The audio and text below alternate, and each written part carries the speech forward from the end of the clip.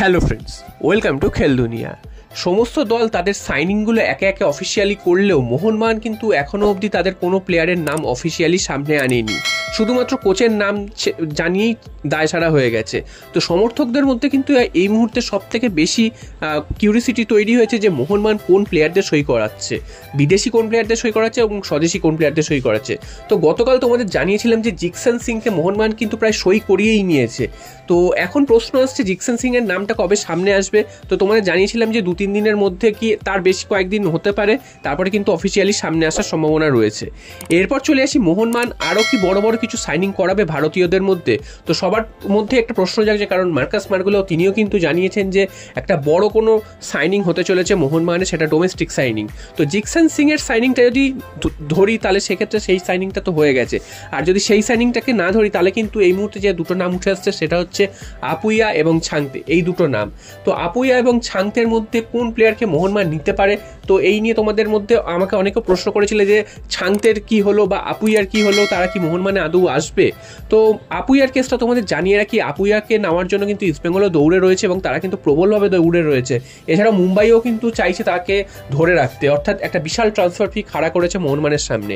এবার আপুইয়ার আসার সম্ভাবনা কিন্তু অনেকটাই ক্ষীণ, কারণ জিকসন যদি মোহনবাগানে আসে সেক্ষেত্রে আপুইয়াকে নেওয়ার কোনো মানে কিন্তু হয় না, কারণ দুজনেই মোটামুটি একই পজিশনের প্লেয়ার।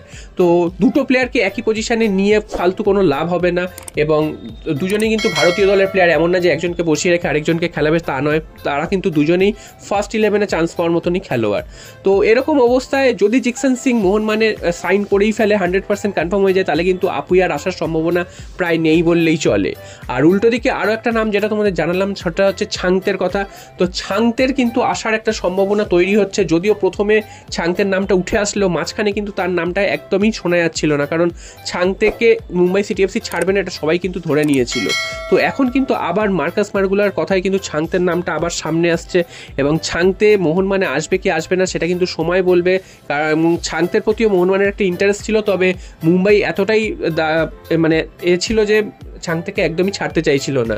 তো এই মুহূর্তে যেহেতু মার্কাস মার্গুলো জানিয়েছে যে মোহনবাগান কিন্তু আরও বড় কোনো একটা ডোমেস্টিক সাইনিং আনতে চলেছে এবং সেটা কিন্তু একটা ধামাকা হবে। তো দেখা যাক শেষ পর্যন্ত ছাং থেকে মোহনবাগান সই করাতে পারে কি না। তবে আপুইয়ার আসার সম্ভাবনাটা অনেকটাই ক্ষীণ, এবং ইস্টবেঙ্গলও কিন্তু তার সাথে অনেক দূর কথা এগিয়ে গেছে। ইস্টবেঙ্গল সই করাতে পারবে কি পারবে না সেটাও সময়ের কথা, তবে আপুইয়া মোহনবাগানে আসার সম্ভাবনা কিন্তু একটু পিছিয়ে রয়েছে, সে তুলনায় কিন্তু ছাংতের নামটা এই মুহূর্তে আবার ভেসে উঠেছে। তো দেখা যাক শেষ পর্যন্ত কাকে মোহনবাগান জার্সি পরে খেলতে দেখা যায়।